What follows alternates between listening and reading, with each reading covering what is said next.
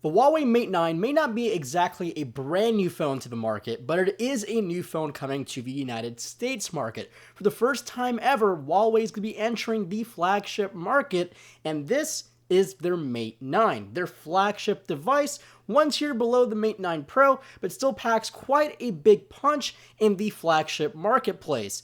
What's going on, everyone? It's Marco here from PhoneDog.com, and this is my review of the Huawei Mate 9. So when you first take a look at the Huawei Mate 9, it really strikes you as a super premium phone.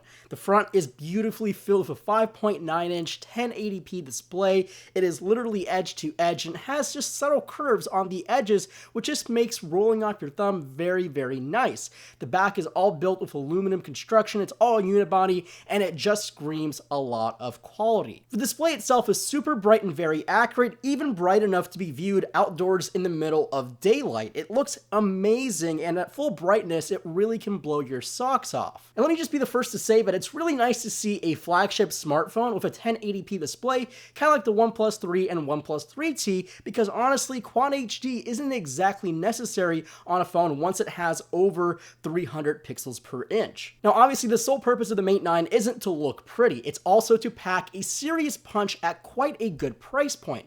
Inside the Mate 9 is a lot of power. We're talking about the Kirin 960 octa-core processor, 4GB of RAM, and 64GB of built-in ROM with an expandable memory card slot using micro SDs up to 256 of additional gigabytes of storage. Now, as a package, the Huawei Mate 9 is really hard to beat. I mean, for the price at $599 here in the US, it's literally the flagship smartphone for a couple $100s off compared to your typical smartphone like the S7 and S7 Edge. Now, hardware around the phone is pretty simple. On the bottom is a USB Type-C port. Thank you for adding that. On the top is a 3.5mm headphone jack. On the left side is your SIM tray and your micro SD card slot. And then on the right side, you have your volume rocker and your power switch. Now, if you flip it over to the back, you will see your fingerprint sensor right below your dual camera setup, and you might see Leica written on here. That's because the Huawei Mate 9 was developed in conjunction with Leica, the humongous premium makers of amazing lenses and cameras in Germany, and they have fitted two cameras on here, a 20 megapixel monochrome camera and a 12 megapixel RGB camera, or red, green, and blue. This combined will give you that ever so popular depth effect that everyone's been chasing over the past couple years.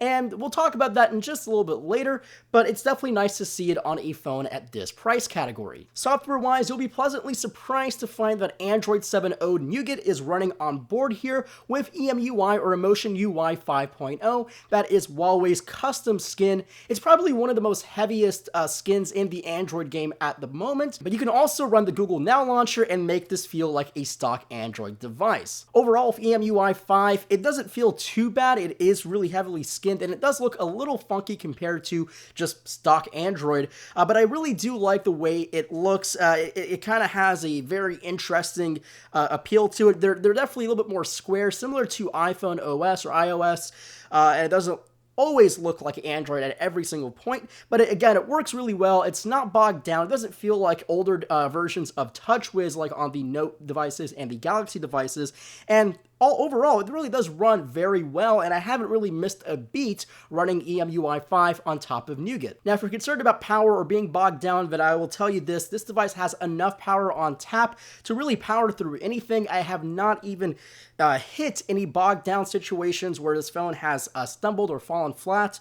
It really hasn't missed a beat, and that's just a testament to the amount of power and engineering that Huawei has put in to the Mate 9. Now, another huge feature of the Huawei Mate 9 is the battery. The battery inside this guy is a 4,000 milliamp hour battery. That is a huge battery for a device in this category, and that basically will give you more than enough to run a full day on one single charge, and using fast charge, you can get that charge back up pretty quickly using the built-in fast charging technology in the charger and the device. Over the past week, I've kind of averaged around about 7 hours of screen on time before this device goes into the red, and then you can turn things like low power mode or ultra low power mode, which will even extend your phone's battery for days or even up to a week if you go from full to zero. It could probably last you a week and a half, but that basically means it turns off almost everything. Your screen brightness is down to a minimum. There is no refreshing. There is no pulling of data. You basically just have a dumb phone inside a beautiful 5.9-inch smartphone. Now let's talk about the camera. Again, we're talking about a dual camera system, and they are Leica lenses.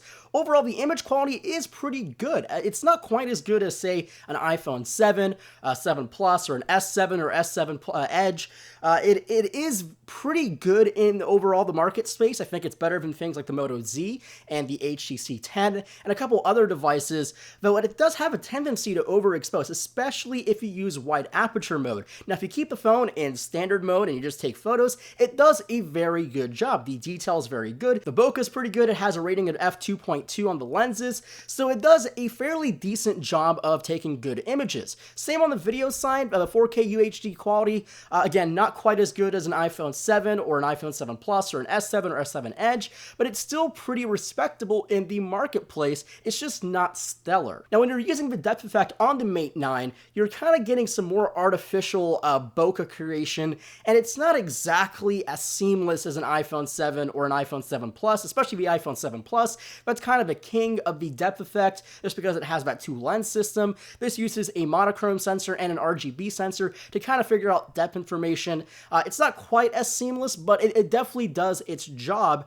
I just wouldn't recommend it as the top smartphone in this department. There's one more big feature with the Huawei Mate 9 that affects exclusively to the US devices, and that is Amazon Alexa. The Huawei Mate 9 will be the first device to bring Amazon Alexa services to a cell phone, to an Android device anyway, and it's definitely going to be available through a software update. I haven't been able to mess with it. They didn't have any running demos at CES, and it's definitely not active on this unit, but it's definitely going to be a very interesting feature. I can't comment about how it works. I think Alexa is a fairly tied down and very restricted service, other like Google Assistant or a couple other of the assistant services in the AI realm, but it's definitely going to be very interesting. I mean, if you're an avid Amazon shopper, you can ask your phone to, buy more groceries or buy more products or whatever you want to do, and that definitely could have its upsides to it. I just don't think it's exactly the best choice for an assistant on an Android smartphone.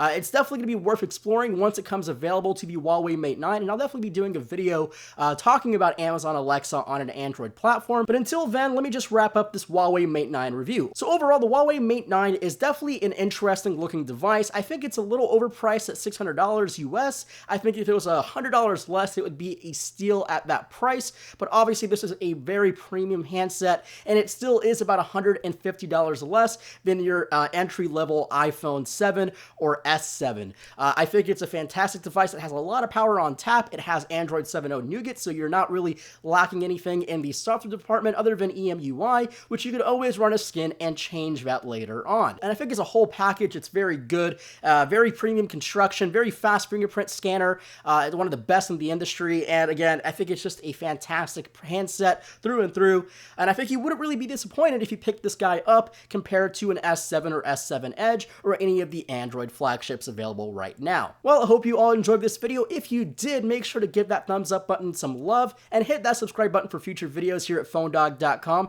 And as always, my name is Marco Hanna, this is the Mate 9, and I'll catch you guys in the next video.